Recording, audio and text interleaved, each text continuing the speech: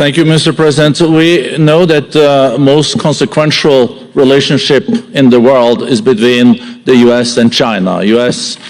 28% of the global economy, China close to 20. That's almost half of the global GDP. And we know that you called President Xi Jinping last Friday.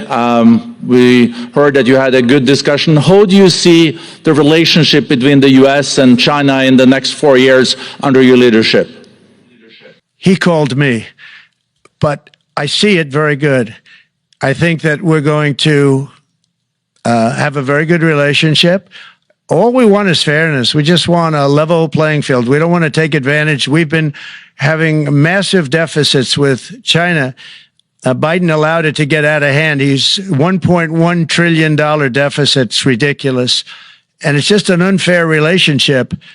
And we have to make it just fair. We don't have to make it phenomenal. We have to make it a fair relationship. Right now, it's not a fair relationship. The deficit is massive, as it is with other countries, a lot of Asian countries, actually. But we have deficits that are very big, and we can't keep doing that. So we're not going to keep doing that. But I like President Xi very much. I've always liked him. We always had a very good relationship. It was very strained with COVID coming out of Wuhan. Obviously, that strained it. I'm sure it strained it with a lot of people, but that strained our relationship. But we always had a great relationship, I would say, and we look forward to doing very well with China and getting along with China. Hopefully, China can help us stop the war with, in particular, Russia, Ukraine. They have a great deal of power over that situation. And we'll work with them. And I mentioned that with during our phone conversation with President Xi. And hopefully we could work together and get that stopped.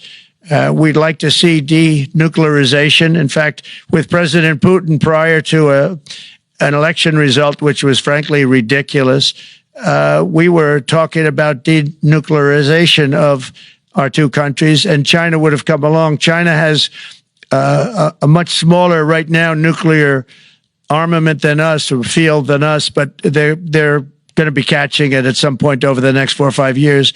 And I will tell you that President Putin really liked the idea of cutting way back on nuclear. And I think the rest of the world, we would have gotten them to follow. And China would have come along too. China also liked it. Tremendous amounts of money are being spent on nuclear. And the destructive capability is something that we don't even want to talk about today because you don't want to hear it. It's too depressing. So we want to see if we can denuclearize, and I think that's very possible. And I can tell you that President Putin wanted to do it. He and I wanted to do it.